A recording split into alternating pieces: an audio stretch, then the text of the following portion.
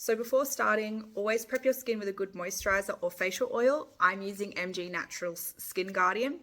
It just helps to make the foundation glide on smoothly. I always use a spatula to get the foundation out of the jar. Keep in mind, a little bit goes a long way with this product, so you don't need a lot. Look at that.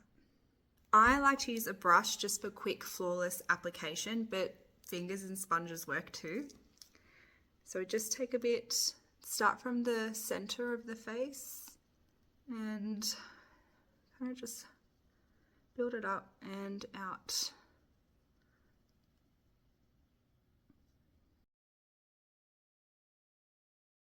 I'm focusing on those areas where I see, redness or different skin tone.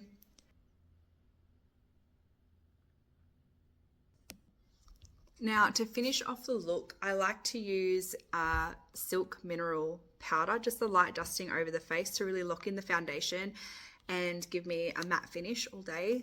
We love a matte finish. Look at it. That coverage is insane. And it feels so good on my skin.